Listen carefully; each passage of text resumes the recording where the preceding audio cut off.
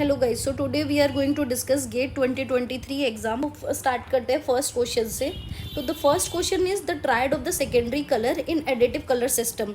तो अगर देखें तो इसमें दो टर्म्स यूज हो रही है, the triad of secondary colour in additive colour system. तो हम देख लेते हैं पहले कि एडिटिव कलर सिस्टम होता क्या है एंड उसके प्राइमरी एंड सेकेंडरी कलर्स। तो एडिटिव कलर सिस्टम के primary colours are red, green and blue. और क्योंकि ये लाइट बेस्ड सिस्टम है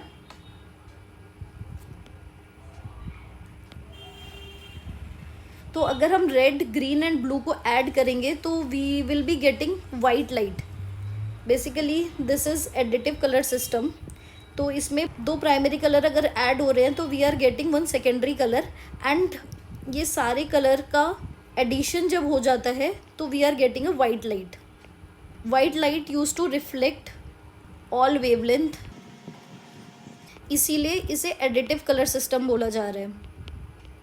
whereas subtractive color system is pigment based। यहाँ पे जैसे हम रेड, ग्रीन एंड ब्लू की लाइट अगर हम ऐड कर रहे हैं तो then only we are getting white. पर अगर हम कलर या फिर पिगमेंट जो पेपर में ऐड करते हैं तो अगर हम लोग सियान, मेजेंटा, येलो ऐड करेंगे तो फिर we will be getting black. Subtractive colour system के प्राइमरी कलर्स है cyan, magenta, yellow and red, blue and yellow. तो जैसे ही हम सियान, येलो एंड मेजेंटा ऐड करते हैं तो यहाँ पे सियान और येलो अगर हम ऐड करते हैं because these are primary colour, तो यहाँ पे ग्रीन जो कि सेकेंडरी कलर हमें मिलता है। एंड के जो यहाँ पे रिप्रेजेंट किया है सेंटर में, this is black and this is also previous year question. के क्या रिप्रेजेंट करता है CMY के सिस्टम में, जो कि सब्ट्रैक्टिव कलर सिस्टम में फॉर्म होता है। एंड अगर हम RYB भी ऐड करते हैं पिगमेंट तो we will be getting black in the centre. तो that is why it is a subtractive colour system. अब आते हैं अपने ऑप्शंस की तरफ। तो cyan, magenta, yellow these are secondary colour in additive colour system. And यहाँ पे विजिबल है कि अगर येलो, मेजेंटा एंड सियान को हम देखें तो this is also forming a tried. तो हमसे क्वेश्चन में इस ट्राइड के बारे में पूछा गया है। So option 1 is correct answer, whereas red, green and blue these are primary color of additive color system। subtractive color system के दो parts हैं primary color के, whereas additive color system के एक ग्रुप है RGB, यहाँ पे RYB and CMY। purple, green and orange is also secondary color, but ये एडिटिव कलर सिस्टम में नहीं फॉर्म हो रहा है, ये सब्ट्रैक्टिव कलर सिस्टम में फॉर्म होता है। जब हम RYB लेते हैं तो ये फॉर्म हो रहा है, ये सेकेंडरी सिस्टम। तो that is why this is not the correct answer. And थोड़ा डिटेल डेप्थ में देखें, दिस ईयर एक क्वेश्चन आया था UPSC 2023 से। वो मेजेंटा कलर के बारे में एक्चुअली क्वेश्चन था कि नेचुरल ह्यूज़ में कौन कौन से कलर्स हैं जो नहीं ऐड होते हैं। तो ऑप्शंस में white, black, grey and magenta था। वाइट, ब्लैक एंड ग्रे ये तो वैल्यू है, वैल्यू के बारे में भी अभी हम पढ़ लेते हैं कि वैल्यू किसे बोलते हैं। तो and magenta is a only colour which is formed only in our minds.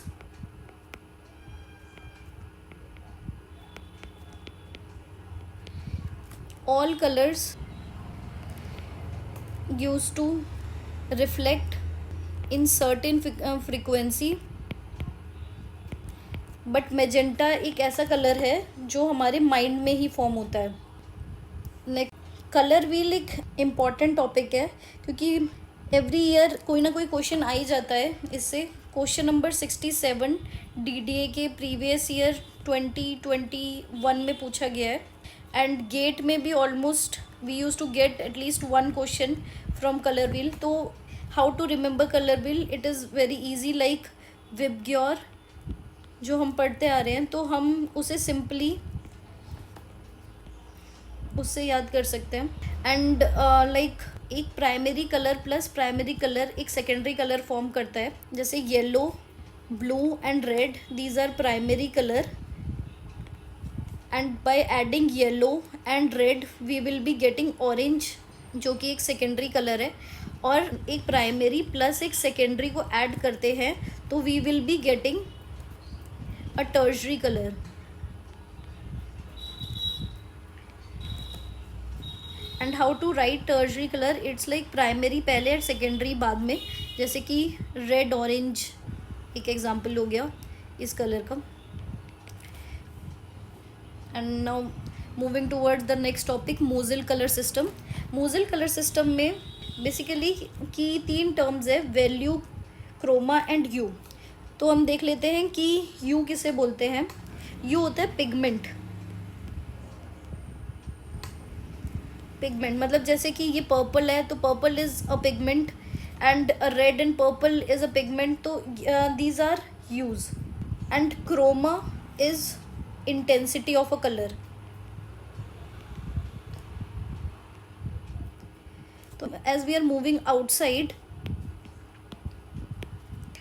तो आप देख सकते हैं कि जैसे ही क्रोमा इंक्रीज हो रहा है तो intensity of a colour is increasing. तो 12 is like the most intense colour, और क्रोमा भी इसका हाईएस्ट है। तो हमने यू एंड क्रोमा देख लिया। Now value, value is 10 is representing white and 0 is representing black. ये पॉइंट भी प्रीवियस ईयर में पूछा गया है कि 0 क्या रिप्रेजेंट कर रहा है वैल्यू में एंड वाइट क्या रिप्रेजेंट कर रहा है।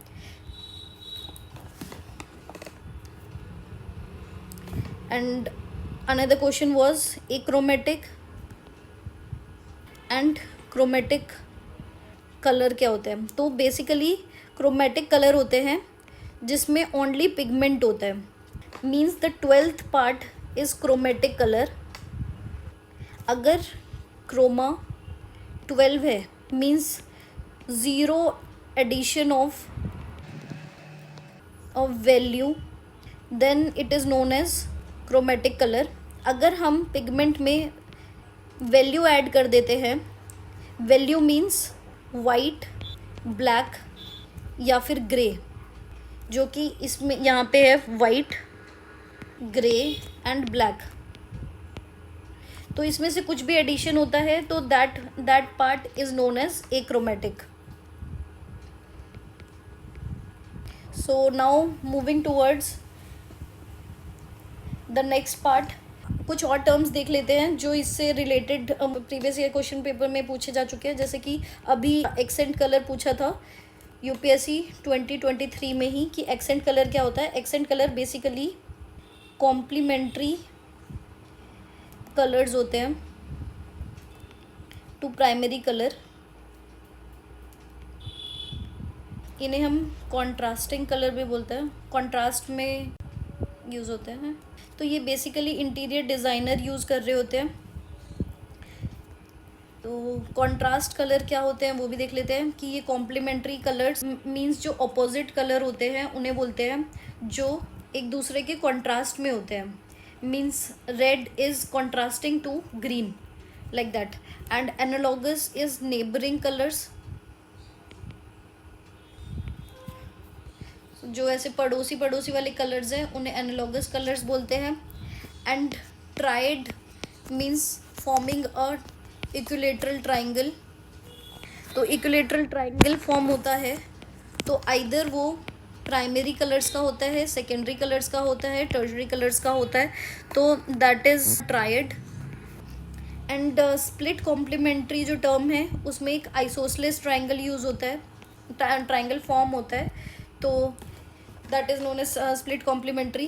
And tetra, the word tetra means 4 and tetrad means हम एक कलर को छोड़ के ऑपोजिट एनालॉगस के 2 कलर से जब हम ऐड करते हैं तो रेक्टेंगल जब फॉर्म होता है उसको हम बोलते हैं टेट्राइड.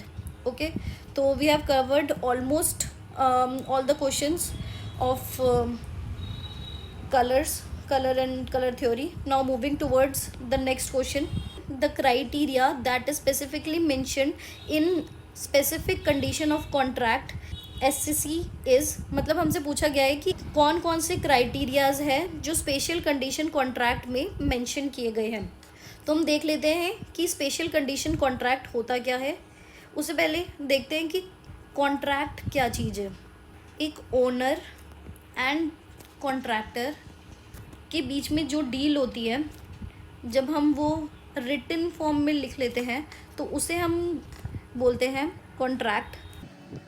तो कॉन्ट्रैक्ट बेसिकली 2 टाइप्स के होते हैं, general condition contract and special condition contract. General condition contract में हम लोग बेसिकली क्या देखते हैं, एक प्रीसेट हम डिफ़ाइन कर देते हैं, जैसे कि कुछ क्वेश्चंस लिख दिए हमने उसमें और फिर कुछ डॉक्यूमेंट्स अटैच कर दिए कि ये सारी इन्फॉर्मेशन होनी चाहिए, और सेम वो हम प्रोजेक्ट 1 के लिए यूज़ कर रहे हैं, वही चीज़ हम प्रोजेक्ट 2 के लिए यूज़ कर रहे हैं. इट्स लाइक कुछ चेंजेस नहीं है, एक प्रीसेट है, उसी को ही हम लोग बार बार यूज़ कर रहे हैं. And now in the special condition contract इसमें मॉडिफिकेशन आ जाती है थोड़ी, जो कि एक सिंगल 1 प्रोजेक्ट के लिए ही यूज़ हो रहा है. जनरल कंडीशन में हमने कंसीडर कर लीजिए, जैसे हमने पेमेंट शेड्यूल, अर्नेस्ट मनी क्या रहेगा, एडवांस कितना होगा, ये हो गई फाइनेंस की चीज़ जो हमने ऐड करी है. देन सेकंड, मान लीजिए जैसे लॉज की अगर मिस हैपनिंग होती है तो क्या होगा, या फिर थर्ड सस्पेंशन राइट किसे हम, लेबर सेफ्टी कि कोई 14 ईयर से कम लेबर यहाँ पे काम नहीं कर सकते.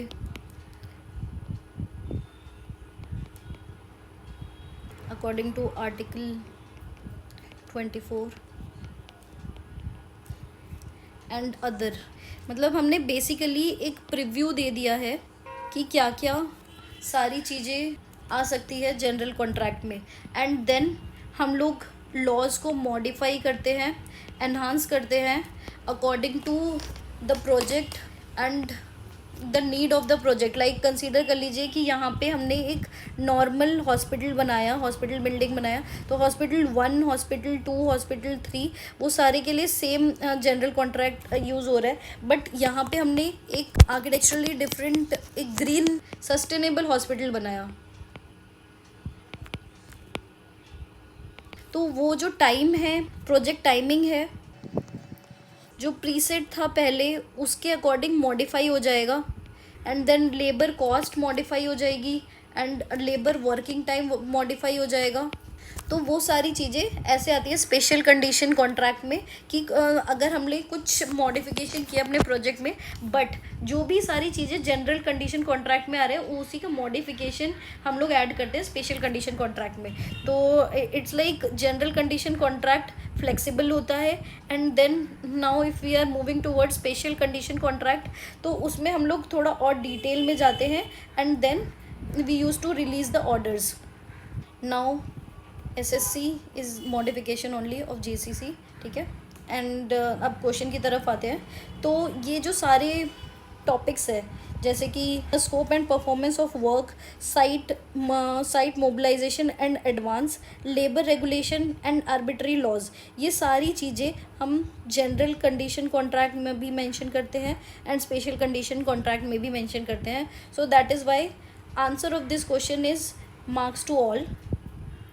And now moving towards the next question. So the next question is the command in AutoCAD to create a mesh from a line or a curve that is sweep along a straight line as shown in the figure. मतलब हमसे क्या बोला क्या गया है कि हम एक मेश क्रिएट कर रहे हैं अलोंग अ लाइन और a curve that is sweep along a straight path. मतलब ये स्ट्रेट पाथ है और उसके अलोंग में अगर हम एक मेश क्रिएट कर रहे हैं तो उस कमांड को क्या बोलते हैं। तो सेम एक क्वेश्चन आ चुका है पहले भी 2019 को गेट में। सो द क्वेश्चन के ऑप्शन थे loft, mesh and x face, oh sorry, x edge and p face। तो अगर किसी ने 2019 का पेपर सॉल्व किया है एंड mesh कमांड यूज़ करी है तो these all are the example of mesh command. Now अब हम AutoCAD में देख लेते हैं कि ये कमांड्स कैसे यूज़ होती है। ठीक है, सो बेसिकली हम देख रहे थे कि मैश की जो कमांड्स है जैसे tabsurf, revsurf, rulesurf and edgesurf, तो यहाँ पे हम लोग डालते हैं फर्स्ट कमांड जैसे टैब सर्फ। जो हम फर्स्ट सिलेक्ट करेंगे, बेसिकली टैब सर्फ में क्या होता है, जो भी हम फर्स्ट सिलेक्ट करेंगे वो जो भी लाइन मतलब जो भी पाथ हम सिलेक्ट करेंगे, जैसे select the object in which direction, तो ये लाइन ओनली एक डायरेक्शन दे रही है और कहाँ तक हमें एक्सटेंड करना है वो बता रही है। तो हमने जैसे ये लाइन सेलेक्ट की तो फिर हमें एक मेश मिल गया जो कि फर्स्ट की फॉर्म में है एंड सेकंड जितना भी एक्सटेंडेड है उतना एक्सटेंडेड है। तो बस फर्स्ट कमांड से ही हमें पता चल गया कि हमारा आंसर ए है। And now moving towards the next command which is rough surf। तो अब हम rough surf देख लेते हैं। rough surf डाला हमने, तो हमने फर्स्ट सिलेक्ट किया, सिलेक्ट करने के बाद हम लाइन डालते हैं कि इसके अलोंग कितने डायरेक्शन में, हमें यहाँ पे एंगल पूछा गया है तो एंगल बेसिकली हमने डाल दिया 360।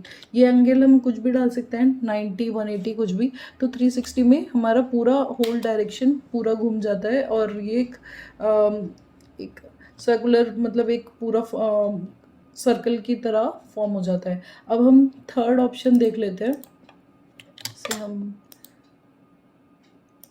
ठीक है, थर्ड ऑप्शन है रूल सर्फ। रूल सर्फ में क्या होता है, रूल सर्फ, सो बेसिकली आप फर्स्ट जो भी ऑब्जेक्ट होगा एंड सेकंड जो भी ऑब्जेक्ट होगा उसे जैसे सिलेक्ट करेंगे वो अपने आप ही मैच कर देगा and it will form some form of connection in between option 1 and 2। ठीक है, एंड अब ऑप्शन फोर्थ देखते हैं दैट इज एज सर्फ। तो एज सर्व में हम बेसिकली चारों एजेस को सिलेक्ट करते हैं और वो एक मेश फॉर्म कर देता है चारों एजेस के बीच में। तो ये थे हमारे चारों ऑप्शंस। ओके,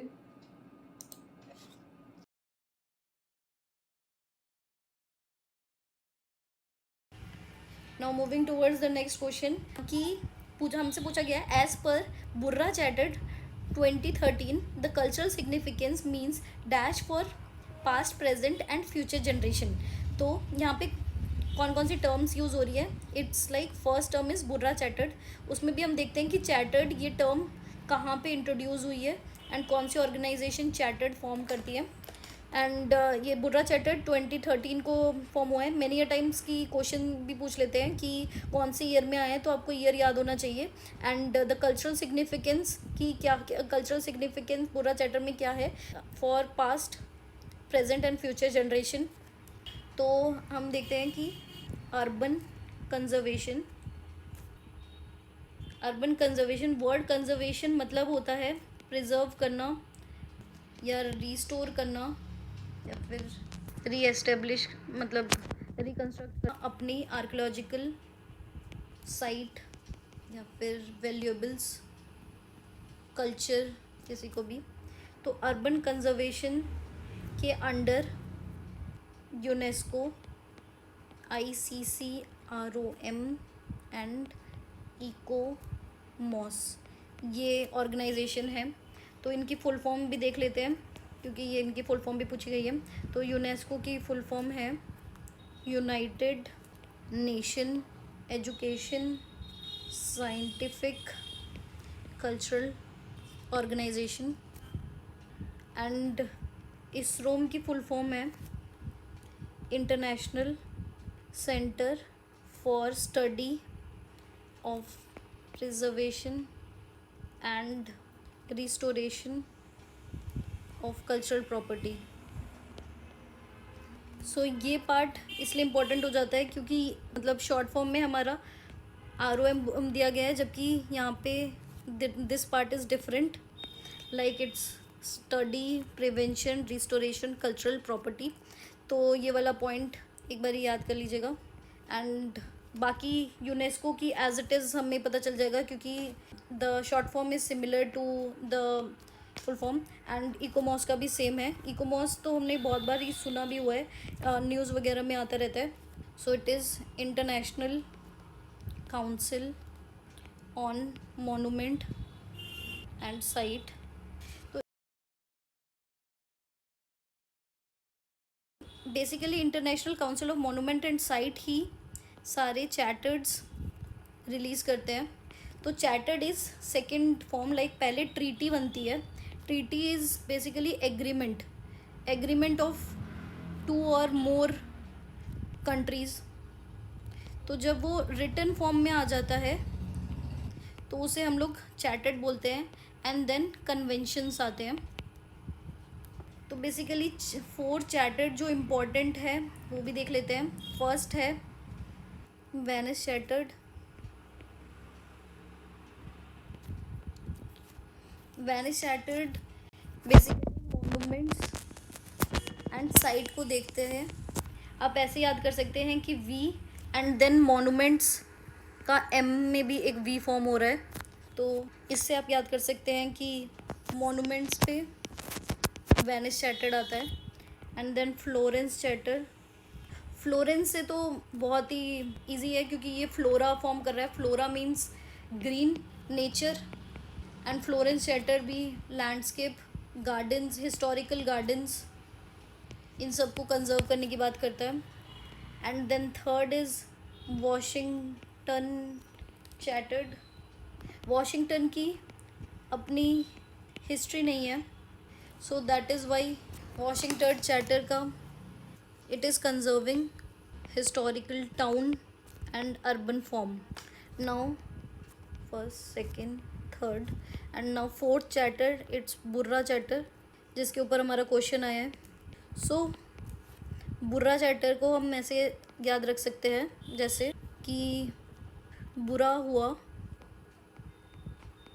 कि हमारी कल्चर मिट गया.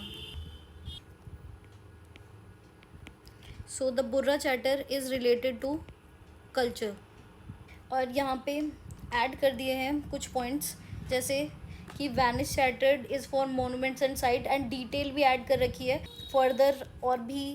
और भी कल्चरल जो भी चार्टर्ड फॉर्म हुए हैं जैसे कि कल्चरल लैंडस्केप 2017 को, कल्चरल रूट 2008 को एंड कल्चरल टूरिज्म के 3 चार्टर्ड फॉर्म हुए हैं. वो सारी डिटेल ऐड कर दिया. और हमने बेसिकली अभी स्टडी किया है वो है फ्लोरेंस चार्टर जो हिस्टोरिकल गार्डन पे है. एंड वॉशिंगटन चार्टर जो 1987 में फॉर्म हुआ है जो historical town and urban areas के लिए है. सो आप डिटेल में जा सकते हैं इस स्लाइड में. Now moving towards the second part कि बुर्रा चार्टर्ड में जो कल्चरल सिग्निफिकेंस है ये पॉइंट कहाँ से आता है. तो Burra chartered is basically a document. So उस डॉक्यूमेंट का हाईलाइट कर दिया है कुछ इम्पॉर्टेंट पॉइंट्स. तो उसमें 17 डेफिनेशंस है स्टार्टिंग में ही. In the starting definition first definition is regarding place. Place क्या होता है? प्लेस होती है टेंजिबल एंड इंटेंजिबल. जो चीज़ें हम छू सकते हैं जो चीज़ नहीं छू सकते वो दोनों को हम कंसीडर करते हैं प्लेस में. एंड द सेकेंड टॉपिक जो बुर्रा चार्टर में क्लासीफाई किया है इट्स कल्चरल सिग्निफिकेंस. और कल्चरल सिग्निफिकेंस हम कौन सी साइट को हम लोग देते हैं. जो जैसे आप कंसीडर कर लीजिए कोई भी टेम्पल है तो वो एस्थेटिक होता है, देखने में सुंदर होता है और उसकी हिस्टोरिकल वैल्यू होती है. और हमारी ऑलमोस्ट सारी या मेनली साइट्स उसमें साइंटिफिक रोल भी होता है, आर्कियोलॉजी से रिलेटेड भी होता है. एंड देन सोशल भी होती है वो साइट कि बहुत सारे लोग आके गैदर हो सकते हैं उस साइट में. स्पिरिचुअल वैल्यू होती है साइट में क्योंकि वो टेम्पल ही है तो स्पिरिचुअल वैल्यू हम गैदर कर रहे होते हैं. And for the past present and future generation, तीनों जनरेशन्स के लिए चाहे वो पास्ट हो प्रेजेंट हो फ्यूचर हो ये चीज़ें इंटैक्ट रहती हैं. तो दैट इज़ वाई अगर हम क्वेश्चन देखें तो हमसे पूछा भी गया है कि कल्चरल सिग्निफिकेंस क्या क्या स्पेसिफाई करता है। So that is history. History तो स्पेसिफाई करता ही है हमारी, क्योंकि हम कंजर्व ही हिस्ट्री कर रहे हैं। तो एस्थेटिक एंड साइंटिफिक वैल्यू होती है, सोशल गैदरिंग हो ही रही होती है हमारी, and spiritual value. So first option is correct. And बाकी सारी चीज़ें बुर्रा चार्टर के डॉक्यूमेंट में कल्चरल सिग्निफिकेंस में नहीं मेंशन्ड है। सो अब हम आगे भी देख लेते हैं कि फैब्रिक को कैसे मेंशन किया है इन्होंने। फैब्रिक को मेंशन किया है एज अ फिजिकल मटेरियल और प्लेस की तरीके से, जिसमें element, feature and component objects को हम लोग स्पेसिफाई करते हैं। मतलब इन शॉर्ट फैब्रिक क्या होता है, एक कपड़ा होता है जिसमें एक पैटर्न बना होता है। तो ये बताया गया है जैसे एक प्लेस है जिसमें सारे ऑब्जेक्ट, रोड्स आ गए हैं, पाथवेज आ गए एंड सारी बिल्डिंग्स आ गई, तो उसको हम लोगों ने अर्बन फैब्रिक बोला है।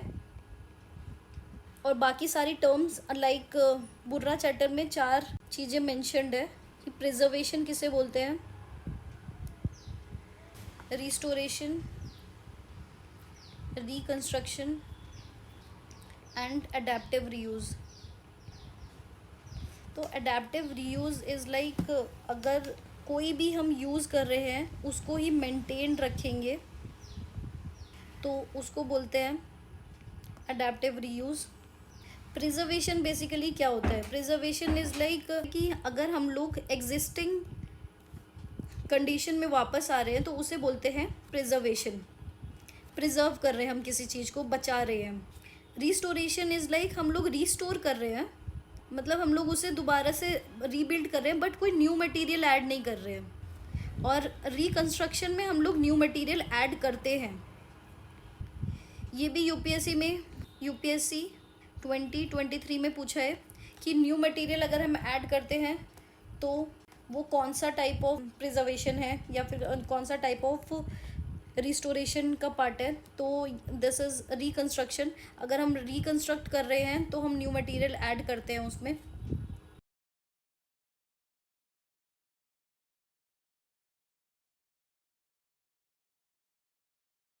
Now moving towards the next question.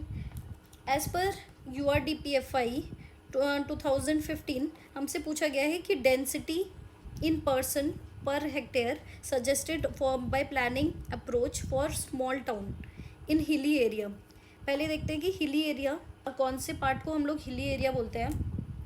सो हम देख रहे थे कि हिली एरियाज़ क्या होते हैं, जो भी एरिया है, जो भी लैंड है, अगर वो लैंड हम जो मेन सी लेवल कंसीडर करते हैं, मेन सी लेवल से 600 मीटर अबव है तो हम उसे एक हिली एरिया कंसिडर करते हैं। तो ये फर्स्ट पॉइंट है। और यही अगर 30 डिग्री का एंगल बना रही है तो भी हम उसे हिली एरिया कंसिडर करते हैं। मेन सी लेवल हम मुंबई के स्टैंडर्ड मानते हैं अभी। तो ये हो गया कि हम कौन सा वाला पार्ट हम हिली एरिया में लेते हैं।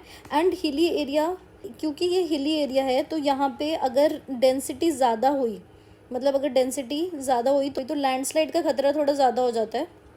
तो इसीलिए as compare to plain land में डेंसिटी ज़्यादा होती है as compare to hilly area.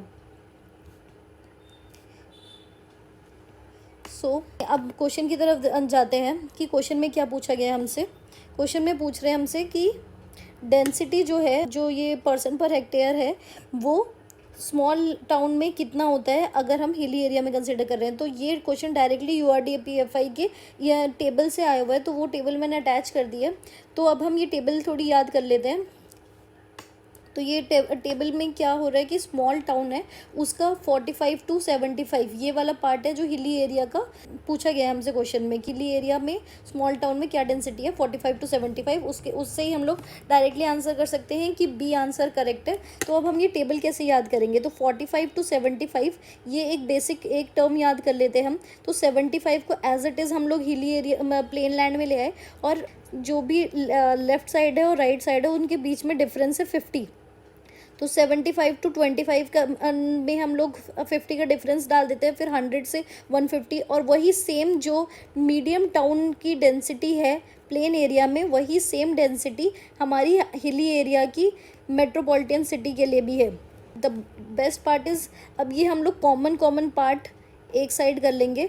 तो बस हमें एक ही चीज़ याद करनी है कि 45 टू लेके 70 and then we will be done. And अब हम अपनी टेबल बना सकते हैं कि small, then medium, large, metropolitan, megapolitan, ये है प्लेन एरिया, एंड देन ये है हिली एरिया। सो हिली एरिया के जो फर्स्ट स्मॉल टाउन में जो डेंसिटी है वो है 45 to 75, and then plain area में 75 टू 125। हमने याद किया था कि 50 का डिफरेंस है दोनों के बीच में। एंड देन मीडियम है 100 टू 150, वही जो मीडियम है प्लेन का वही मेट्रोपॉलिटन का हिली एरिया है 100 to 150। Then large and metropolitan city में 125 टू 175 एंड 125 टू 175, ये दोनों चीज़ कॉमन थी, हमने इससे याद रखा था। एंड हिली एरिया का मीडियम एंड लार्ज सेम है, that is 60 to 90, 60 to 90। And now mega जो भी 200 से अबव है वो मेगा सिटीज़ है। सो बस इससे हमारी ये टेबल इजीली याद हो गई। बेसिकली हमने इसमें एक ही चीज़ याद की है, 45 टू 70, ये हमने रेफरेंस लेके पूरी टेबल बना दी है। Now moving towards the next question. So next question में हमसे पूछा गया है, in ecology the term niche is refer to. The word niche का मतलब क्या है? इस वर्ड का मतलब है एक कंफर्टेबल जॉब प्रोफाइल, ठीक है। सो इकोलॉजिकल निश मतलब क्या होता है?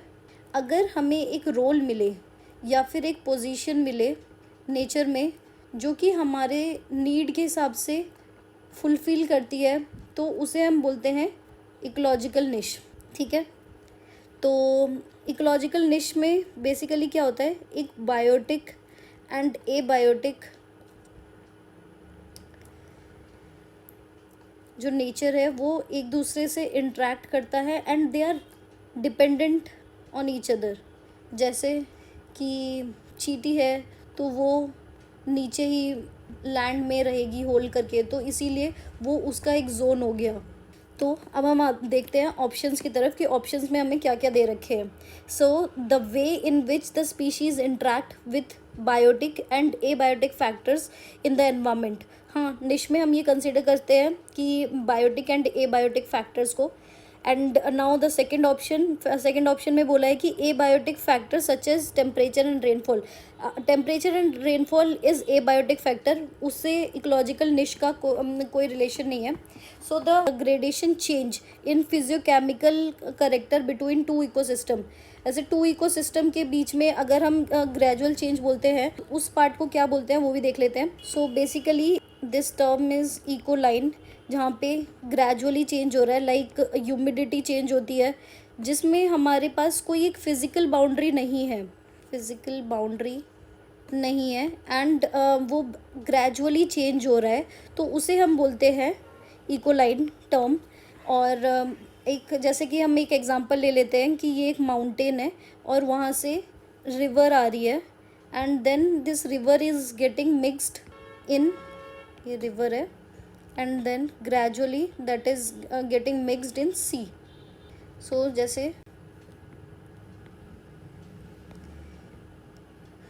ये जो जोन है, ये वाला पार्ट, इस वाले पार्ट में सबसे ज़्यादा स्पीशीज़ होंगी। अगर हम प्लान में देखें इसके, तो जैसे यहाँ रिवर है एंड देन यहाँ सी है, तो सी की भी स्पीशीज़ इस जोन में आ सकती है, रिवर की भी स्पीशीज़ इस जोन में आ सकती है, and the species which can survive in the different salinity. क्योंकि अगर हमें पता है जैसे कि सैलिनिटी सी का बहुत हाई होता है एंड रिवर का बहुत कम होता है, तो एक ऐसा जोन जहाँ पे सैलिनिटी न्यूट्रल या बोल सकते हैं कि मिक्स्ड है, तो इस जोन में जैसे हमें एग्जांपल भी पता है कि मैंग्रोव फॉरेस्ट इस जोन में डेवलप होते हैं। तो इस जोन में स्पीशीज़ नंबर बहुत हाई होता है, क्योंकि यहाँ पे सी के भी स्पीशीज़ आ गए हैं, रिवर के भी स्पीशीज़ आ गए हैं, एंड देन इस जोन के अपनी स्पीशीज़ भी आ गए हैं। As compare to sea, river, इस जोन में बहुत हाई नंबर ऑफ स्पीशीज़ होंगे। So this is also known as edge effect. So now moving towards the next option, the zone of junction और transition between the two biomes. So हम जो Jones and junction है दो biomes के बीच में, यहीं देख लेते हैं। जैसे ये है एक बायोम है एंड देन दूसरा बायोम है, उसके बीच में जो जंक्शन है उसे हम बोलते हैं इकोटोन। ये होता है ट्रांजिशन जोन।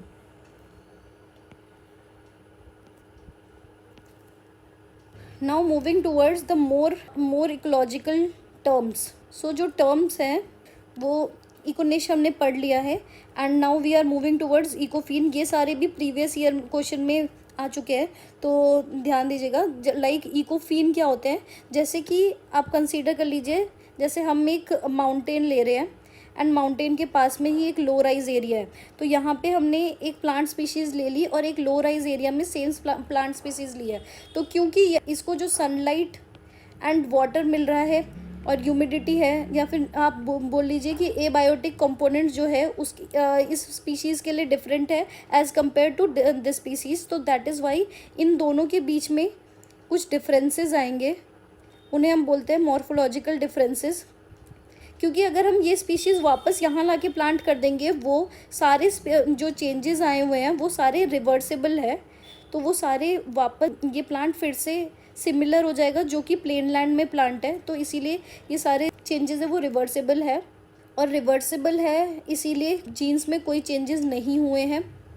ठीक है, नाउ अगर ये जो स्पीशीज़ है इनको हम बोलते हैं इकोफिन, और अगर ये चेंजेस जैसे बहुत टाइम रह के यहाँ पे ये प्लांट ये चेंजेस अपने अंदर परमानेंटली ऑप्ट कर लेता है, अगर ये परमानेंट हो जाते हैं इनको, तो ये इकोफिन इको टाइप बन जाते हैं।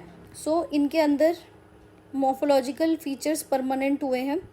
देखिए जैसे कि इकोफिन में एडेप्टेशन टेम्पररी होती है, क्योंकि अगर हम दोबारा लेके जा रहे हैं प्लेन लैंड में तो फिर ये जो भी हैबिट्स हैं वो चेंज कर लेगा, वापस अपने पुराने हैबिटेट की तरह बन जाएगा। बट इको टाइप में ये चेंजेस परमानेंट हो जाते हैं।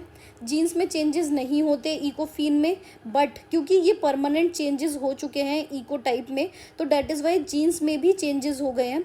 तो यहाँ पे अभी दोनों में ही रिवर्सिबल चेंज है।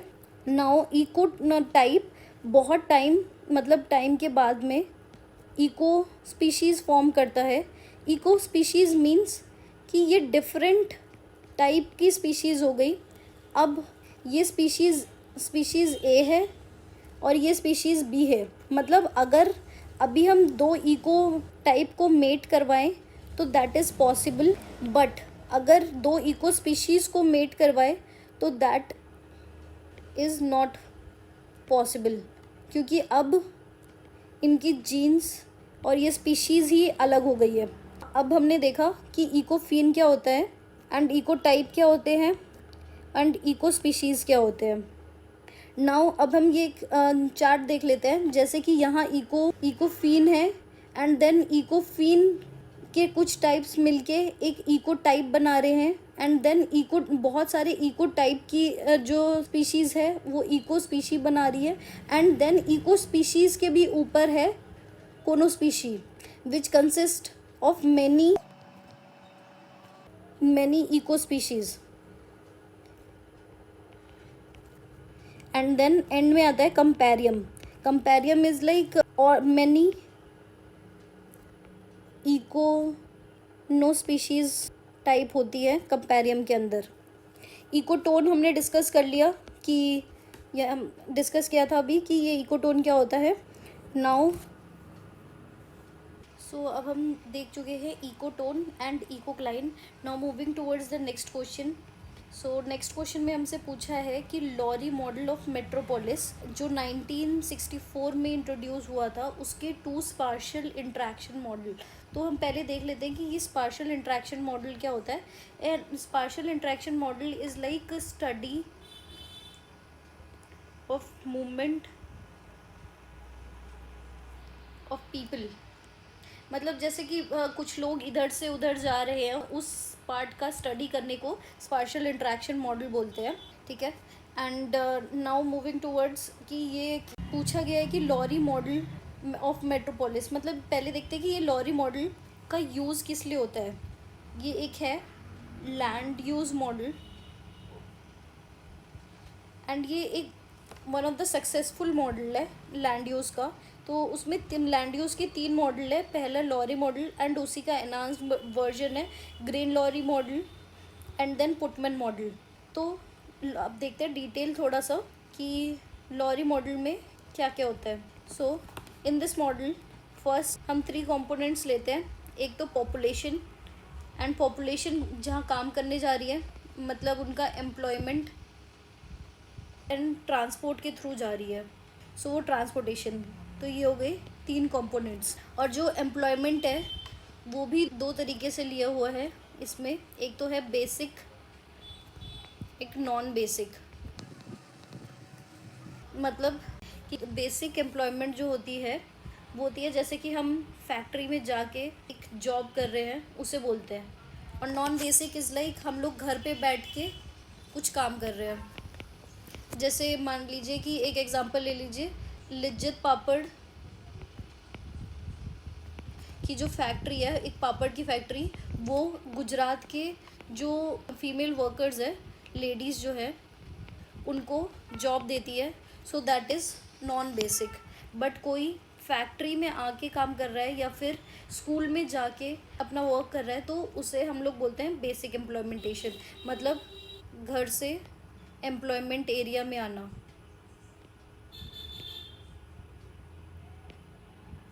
तो दैट इज़ बेसिक। तो बेसिकली हमारी जो बेसिक इकोनॉमी डिपेंड करती है वो बेसिक एम्प्लॉयमेंट पे डिपेंड करती है, ठीक है। सो नाउ अब हम देखते हैं कि लॉरी मॉडल में क्या होता था। लॉरी मॉडल में उन्होंने एक फैक्ट्री को कांस्टेंट कंसीडर कर लिया था। कांस्टेंट मतलब ये कंस्ट्रेन हो गया हमारा कि ये फैक्ट्री एक जगह पे है एंड नाउ सारे एम्प्लॉयर्स अपने एरिया से यहाँ काम करने के लिए आ रहे हैं। So basically it is one माने सिंगल कंस्ट्रेन मॉडल, क्योंकि यहाँ पे फैक्ट्री ही कंस्ट्रेन है एंड नाउ जो भी रोडवेज़ वगैरह डेवलप होगी वो इसके अकॉर्डिंग होगी कि ये फैक्ट्री है। एंड नाउ अगर हम फैक्ट्री को दूसरी जगह पे लेके चले जाते हैं, मतलब अपना अपना कंस्ट्रेन ही दूसरे एरिया में ले जाते हैं, तो उसके अकॉर्डिंग डेवलपमेंट होगी। सो it is the answer is a, single constraint model. But जैसे ही हम 2 कंस्ट्रेंट कर देते हैं, जैसे कि एक फैक्ट्री हो गया एंड देन किसी का घर, एंड उसके अकॉर्डिंग डेवलपमेंट हो रही है, तो इस डेवलपमेंट को बोलते हैं डबल कंस्ट्रेंट। सो लॉरियंस मॉडल जो है वो है single constraint model. So now moving towards the next point, next question. मैंने इमेजेस ऐड कर दिया फॉर डिटेल, तो फिर यहाँ आप देख लीजिएगा। And now the next question is select the methods that involve pairwise comparison metrics for quantifying the weight of discussion criteria। तो हम पहले ये जो टर्म्स है वो हाईलाइट कर देते हैं कि क्या है pairwise comparison metrics for quantifying the weight of discussion criteria। मतलब जो हमारा डिस्कशन क्राइटेरिया है, डिस्कशन क्राइटेरिया को हम क्वांटिफाई करेंगे। क्राइटेरिया को अगर हम क्वांटिफाई करेंगे, क्वांटिफाइंग मतलब हम उसे नंबर की फॉर्म में रिप्रेजेंट करेंगे। तो एक नंबर अगर हमारे पास आ गया तो उसे वो पूछा गया है कि पेयर वाइज मैट्रिक्स जो एक हमें नंबर ला के दे दे quantifying the weight of discussion criteria, वो मेथड कौन सा है इन गिवन ऑप्शंस में से, ठीक है। तो इस ऐसे क्वेश्चंस के लिए हम लोग एलिमिनेशन अप्रोच यूज़ कर सकते हैं। सो नाउ देखते हैं कि क्वेश्चन में, जैसे कि हम नीचे से शुरू करते हैं, D part, multi linear regression. Multi linear regression is, हमें पता है एक्स वाई एक्सिस में मल्टी लीनियर ग्राफ बन रहा है तो उसे बोलते हैं मल्टी लीनियर रिग्रेशन। तो दैट इज़ वाई इससे हमारा quantifying weight of discussion criteria का कोई रिलेशनशिप नहीं है। So that is why D is not our correct option. Latent, word latent मतलब होता है एग्जिस्टिंग बट नॉट डेवलप्ड। जैसे लेटेंट हीट से हमें पता है कि ऐसी हीट जो हमारे पानी की स्टेट चेंज कर दे, बट टेम्परेचर कांस्टेंट होगा उसमें। So that is known as latent. And latent heat. तो लेटेंट क्लास एनालिसिस तो ऑब्वियसली ये no relation with quantifying weight, so that is why C भी ऑप्शन नहीं रहेगा। एक्सप्लेनेटरी फैक्टर एनालिसिस क्या होता है, जैसे हमारी कोई भी एक यूनिट है और एक यूनिट के जैसे आप मान लीजिए ये सेट है एंड उसके सबसेट रहेंगे। तो जब सबसेट रहेंगे तो ऑब्वियसली जैसे आप मान कंसिडर कर लीजिए जैसे एक ह्यूमन है एंड उसका हम लोग ब्लड प्रेशर चेक कर रहे हैं, हार्ट बीट चेक कर रहे हैं, या फिर अदर ऑर्गन्स चेक कर रहे हैं, या फिर अदर एनालिसिस कर रहे हैं। So that is known as explanatory factor analysis. So it has no relation with discussion criteria, so that is why B भी ऑप्शन नहीं रहेगा। तो अब हमारा रहता है एनालिटिकल हायरार्की प्रोसेस। तो अब हम देखते हैं कि एनालिटिकल हायरार्की प्रोसेस जो कि जिसे हम बोलते हैं HPA, उसमें बेसिकली क्या होता है, जैसे हमें एक मोबाइल ख़रीदना है तो एक मोबाइल का हमने गोल रख लिया कि we have to buy a phone. अब हमने क्राइटेरियाज रखे हैं उसके कि उसका कैमरा कैसा होगा, लुक्स कैसे होंगे, प्राइस कैसा होगा, या एंड स्टोरेज कैसी होगी। तो उसके हिसाब से हमने ऑल्टरनेटिव सर्च किए कि mobile 1, mobile 2, mobile 3, like that. फिर हम एक मैट्रिक्स बना लेते हैं, यहाँ बना लेते हैं पेयर मैट्रिक्स। सो पेयर मैट्रिक्स में बेसिकली हम लोग प्राइस, कैमरा, अपनी सारी चीज़ें जो भी हमने कंसीडर कर रखी है वो हम कॉलम में भी एंड रो में भी ऐड कर देते हैं। यहाँ पे टोटल लेते हैं। सो बेसिकली कि कंसीडर क्या किया जाता है, जैसे अगर मैं फ़ोन ले रही हूँ तो मैंने इम्पोर्टेंस दी कि प्राइस सबसे इम्पोर्टेंट है मेरे लिए।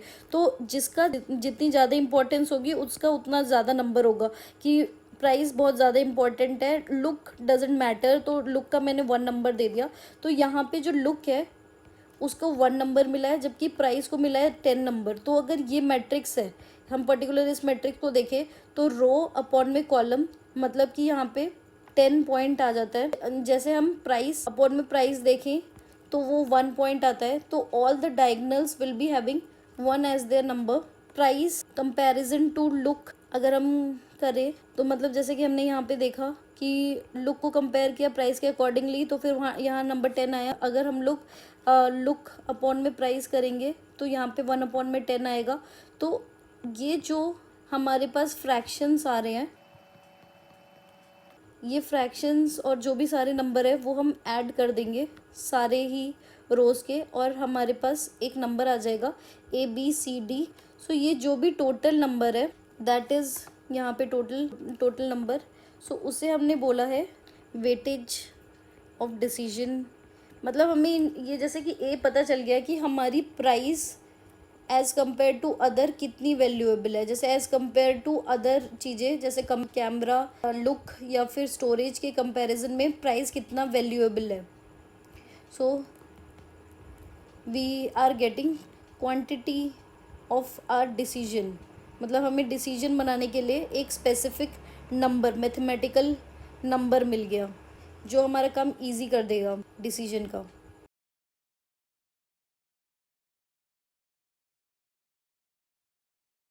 सो ये सब कुछ हमारा आता है analytical hierarchy process. So that is why A is our correct option.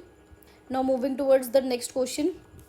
So next question में हमसे पूछा गया है select the microorganism which is not an enteric pathogen. तो यहाँ जो टर्म यूज़ हो रखी है enteric and pathogen, first is a term enteric and then second pathogen. हम देखते हैं कि एंट्रिक मतलब क्या होता है।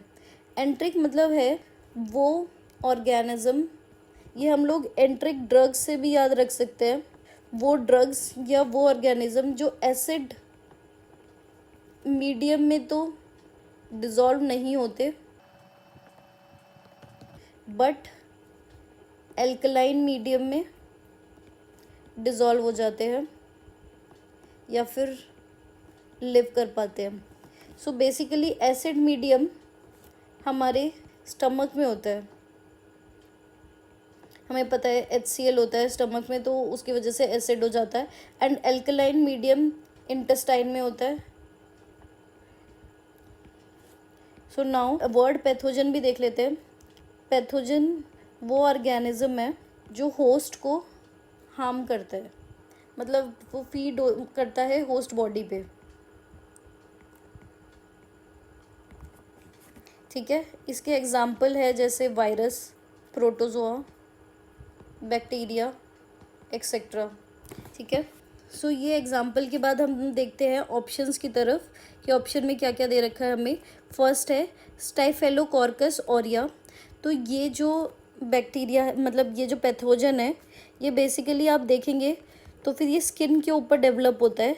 जैसे स्किन के ऊपर छोटे छोटे दाने हो जाते हैं तो वो होता है स्टाइफेलोकॉर्कस ऑरिया।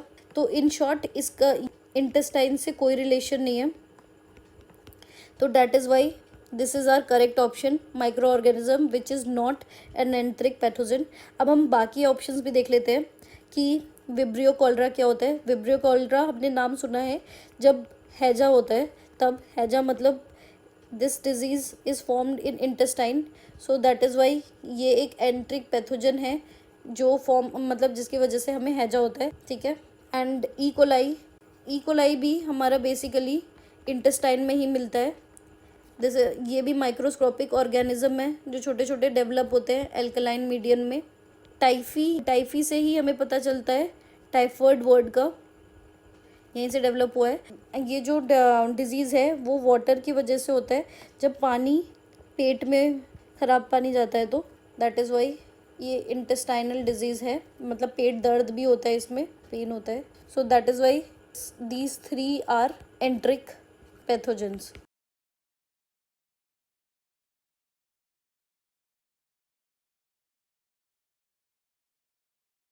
Now moving towards the next question. इसमें हमसे पूछा गया है कि select the publication of ministry of statistic and programme implementation MoSPI related to environmental account as per UNSEEA framework. Now basically हम देखते हैं कि हमसे क्वेश्चन में पूछा क्या जा रहा है कि जो पब्लिकेशन है MoSPI मतलब ministry of statistic and programme implementation की, वो क्या है। तो बेसिकली अगर हमें कोई आइडिया नहीं भी है इस क्वेश्चन का, तो भी हम ये देखें कि ministry of statistic stats NV stat करके इन्होंने एक पब्लिकेशन रिलीज़ करी है। मतलब स्टैट से हम पता लगा सकते हैं कि option A is a correct answer. So MoSPI statistic data मतलब हम देख लेते हैं कि NV स्टैट में बेसिकली क्या क्या आता है। NV स्टैट मतलब स्टैट एक मैथमेटिकल टर्म, एक डेटा है जो कि क्वांटिफाई करता है सारी चीज़ों को। सो क्वांटिफाई क्या क्या करेगा, जैसे कि रेन हो गई, रेनफॉल हो गई, ह्यूमिडिटी हो गई, वो सारी लोकेशन के ह्यूमिडिटी वगैरह, वो सारे चार्ट्स वार्ट्स, वो सारा पार्ट हमारा NV स्टैट में ऐड हो जाता है। अब हम अदर ऑप्शंस देख लेते हैं कि अदर ऑप्शंस किसने रिलीज़ किए हैं। जैसे ECBC हमें पता है BE ने रिलीज़ किया है। BE is like bureau of energy and efficiency, इसने रिलीज़ किए हैं ये दोनों ही पार्ट। ECBC बेसिकली जो भी एनर्जी कंजर्वेशन बिल्डिंग कोड्स होते हैं वो सारे ये देखता है। तो ECBC में 3 पार्ट्स भी हैं, जैसे कि ECBC बिल्डिंग, तो which use to save 25% savings होती है इस पर। ECBC प्लस बिल्डिंग जो होती है उसमें 35% सेविंग्स होती है। ECBC सुपर जो बिल्डिंग होती है that use to have 50% of saving compare to conventional building. So ये जो क्वेश्चन है ECBC प्लस 35% सेविंग, ये UPSC में आया हुआ है।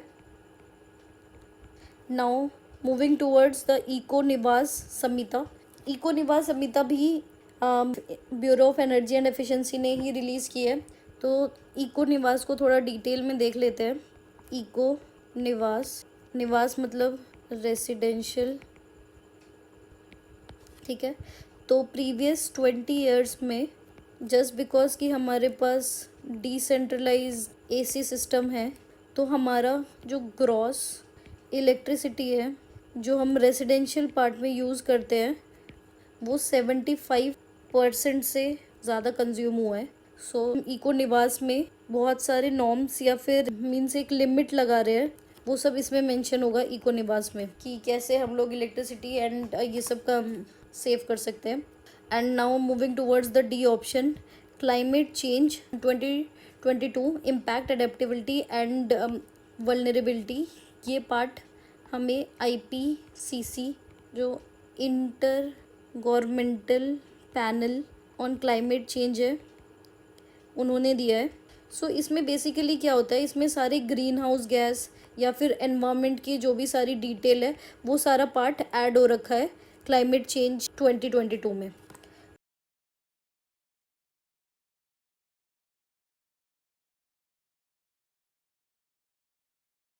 So the question number 21 is Ebenezer Howard suggested the maximum population of garden city as per dash person। मतलब इबेंजर Howard ने गार्डन सिटी का कॉन्सेप्ट दिया था, तो उसमें मैक्सिमम पॉपुलेशन क्या है, मतलब हमसे वही पूछा गया है।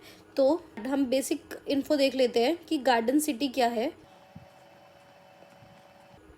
एंड ये टर्म हमें मिली है इबेंजर हॉवर्ड की जो बुक है tomorrow a peaceful path, garden city of tomorrow में।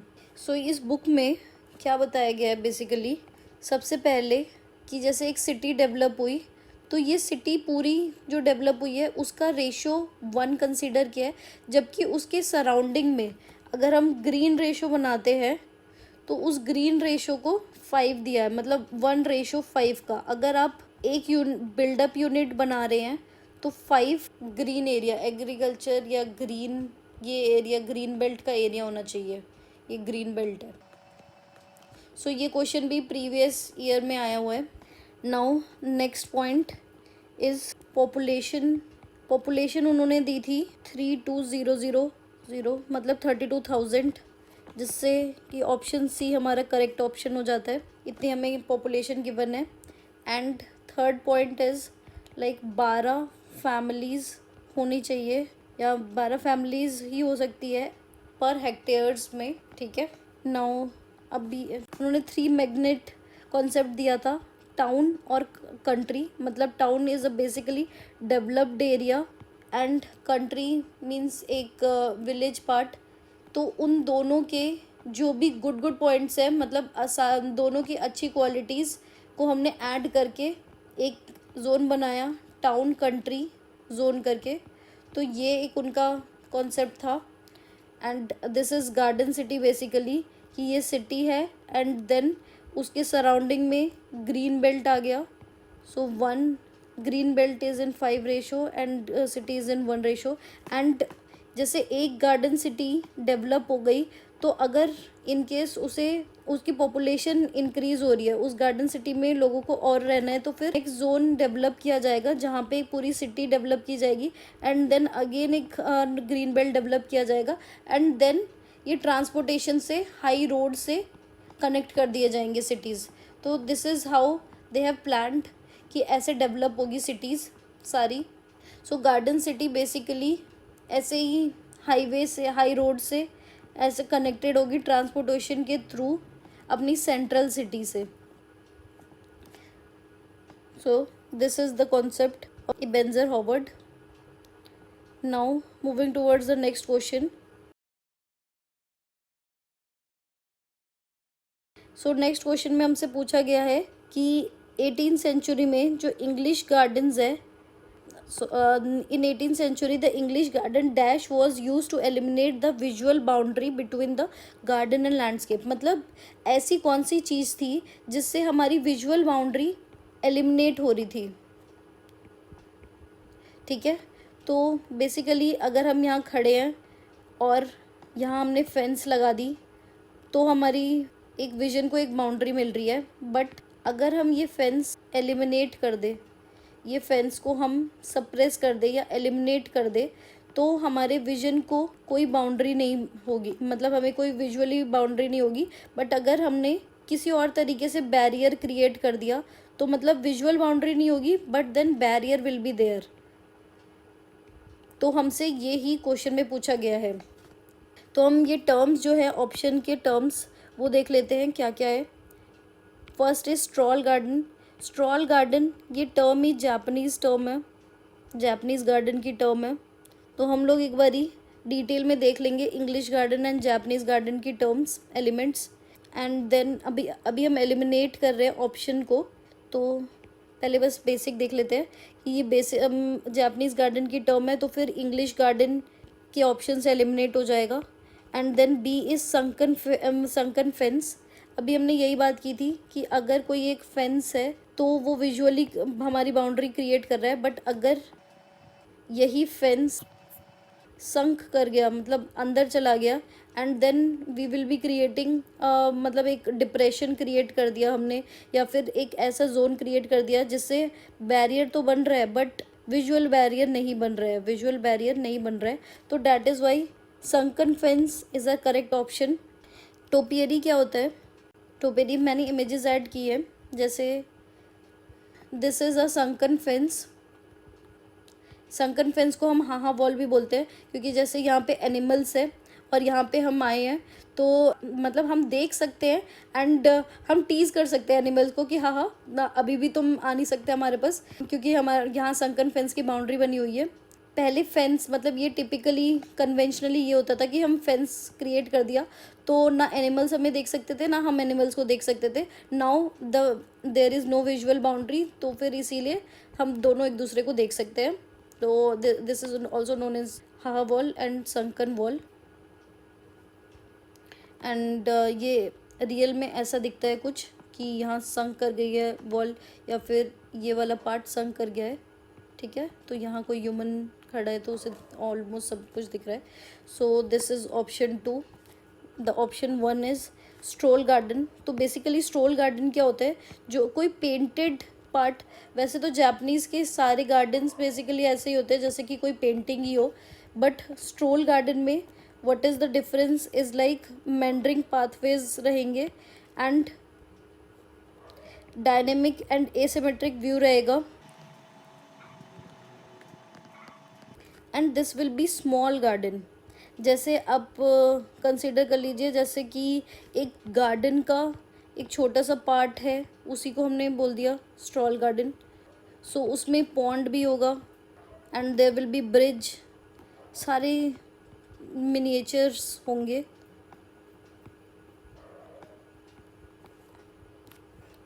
सो उसे हमने स्ट्रॉल गार्डन बोला है। Now the third option is topiary. Topiary होता है कि हम किसी प्लांट को एक शेप में कट कर रहे हैं, तो उसे बोलते हैं topiary. Now the fourth option that is qanat. Qanat basically होता है जैसे कि जो ड्राई रीजन है, ड्राई रीजन में जब पानी हमारे को ऊपर लेके आना है, जैसे कि ये एक्वेफर है और उससे हमें ऊपर पानी चाहिए, तो फिर ये जो हमने वेल्स डेवलप करी है उसी को हम बोलते हैं कनत। ये प्रीवियस गेट में भी क्वेश्चन आ रखा है। जैसे जापानीज़ गार्डन का ये पार्ट है तो इसीलिए हमने स्ट्रॉल गार्डन को एलिमिनेट कर दिया। टोपेरी भी हमें पता है कि topiary is like cutting of trees in shape, so that is why हम इसे भी एलिमिनेट कर सकते हैं। एंड कनत इज़, ये तो ड्राई पार्ट का एक एलिमेंट है, तो that is why qanat is not our correct option. And हम लोग संकन फेंस के साथ वी आर लेफ्ट। तो now we are looking in the कि एलिमेंट्स जो इंग्लिश गार्डन में यूज़ हुए हैं। इंग्लिश गार्डन में बेसिकली डिफरेंट क्या था कि जैसे पहले फ्रेंच गार्डन डेवलप हुए थे, तो फ्रेंच गार्डन में टोपेरी यूज़ किया जाता था and they use to have geometric shapes. English garden को जबकि एक कॉन्ट्रास्ट में बनाया गया, कॉन्ट्रास्ट मीन्स फ्रेंच गार्डन से, इसे हमने नेचुरल डेवलप किया नेचुरली।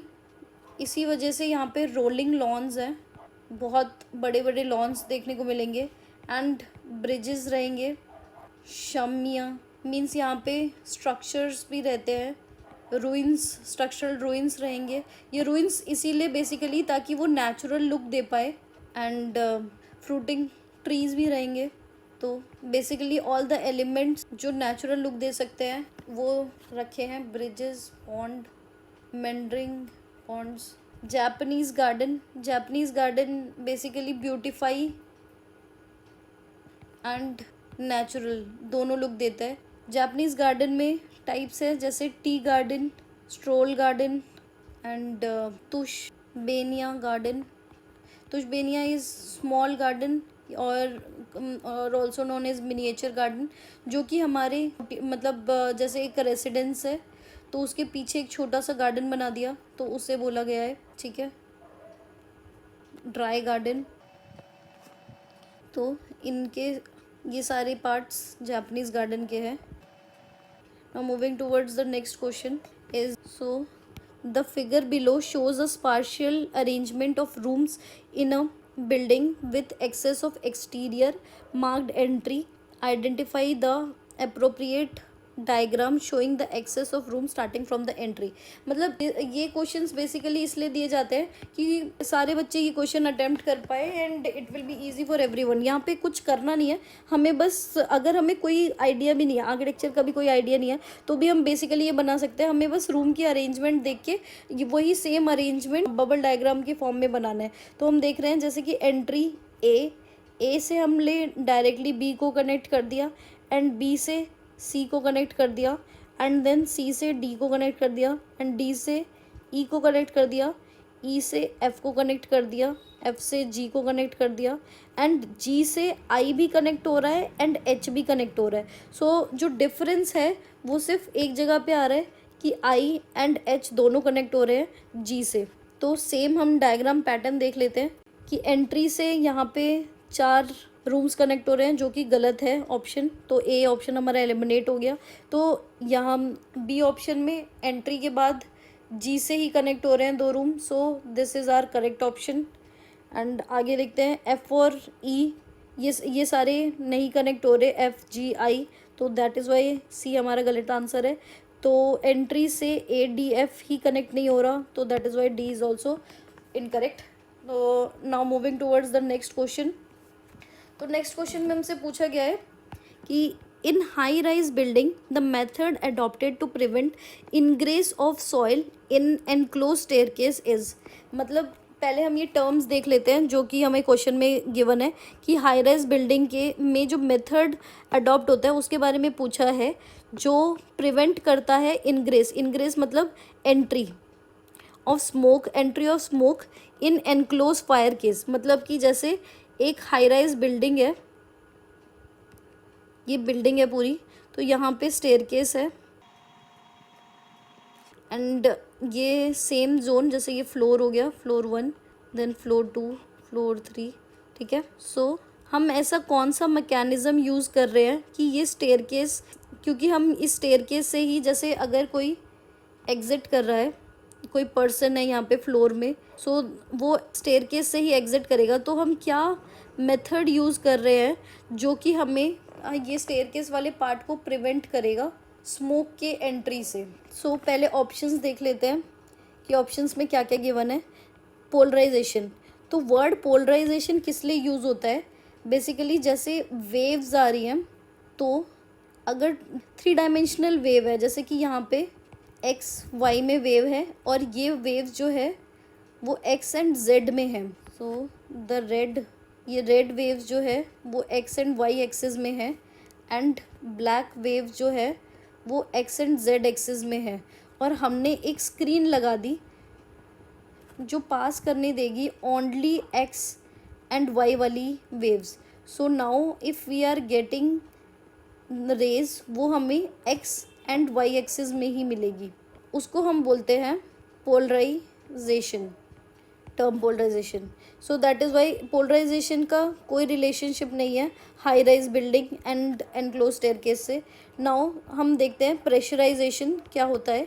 जैसे ये बिल्डिंग है एंड बिल्डिंग में अगर हम हाई प्रेशर ऐड करते हैं, जैसे यहाँ पे अगर हमने फ़ैन ऐड कर दिया, एग्जॉस्ट फ़ैन, तो यहाँ पे एक हाई प्रेशर डेवलप हो जाएगा, जिसकी वजह यहाँ प्रेशर डेवलप होगा तो इसी वजह से स्मोक इस एरिया में नहीं आएगा, तो ये स्मोक यहीं से एग्ज़िट करने की कोशिश करेगा क्योंकि स्मोक जहाँ प्रेशर कम होगा वहाँ जाएगा।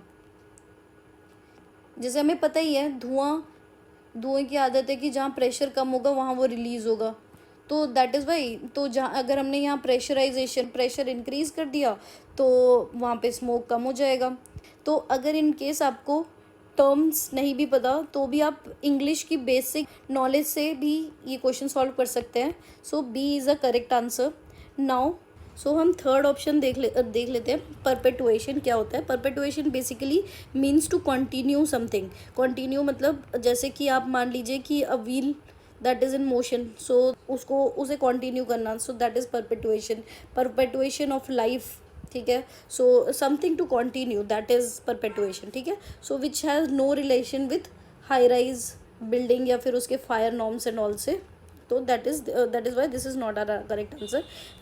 फ्यूमिगेशन बेसिकली मतलब होता है टू डिसइंफेक्ट और टू प्योरीफाई। इसको हम इमेज के साथ देख लेते हैं तो इजीली याद हो जाएगा। सो ये है फ्यूमिगेशन के मतलब जैसे कि हम डिसइंफेक्ट कर रहे हैं सो दैट इंसेक्टिसाइड्स मर जाए and to purify some this place and something like that. Okay, तो अब ये जो प्रेशराइजेशन है उसका इमेज भी एडेड है। प्रेशराइजेशन मतलब हम फ़ैन किस लिए ऐड करते हैं? जैसे कि यहाँ पे फायर लग गई तो फायर का जो स्मोक है वो इस लोकेशन की, हमारी लोकेशन में ना आ जाए जहाँ पे स्टेयरकेस है, क्योंकि अगर इंसान भाग रहा है तो एग्जिट की तरफ, तो अगर यहाँ पे भी स्मोक आ गया so that will be reason for choking. ठीक है, मतलब बेसिकली होता क्या है, जब फायर लगती है तो फायर की वजह से तो कुछ लोग ही मरते हैं।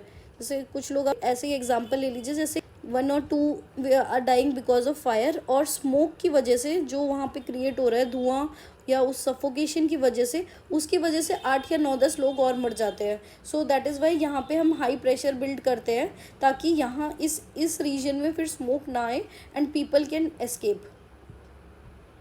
ओके, तो ये पोलराइजेशन हमने देख लिया। अब हम देख लेते हैं एक लास्ट पॉइंट कि अगर हम ड्राइंग्स बना रहे हैं ऑफिसेज में तो हम लोग इससे कैसे यूज़ कर रहे हैं अपने लाइफ में या फिर अपने फर्म में। सो प्रेशराइजेशन हम कौन कौन से बिल्डिंग में यूज़ करते हैं या क्या क्या हाइट होगी बिल्डिंग में, तो अब हम फटाफट से देख लेते हैं एनबीसी के जो नॉर्म्स है। जैसे कि हमने बोला गया है internal staircase not with external wall. मतलब क्या हुआ कि जो एक्सटर्नल वॉल है उससे अलग हट के एक वॉल बनाई गई है जहाँ पे हमारी इंटरनल स्टेयरकेस रन कर रही है।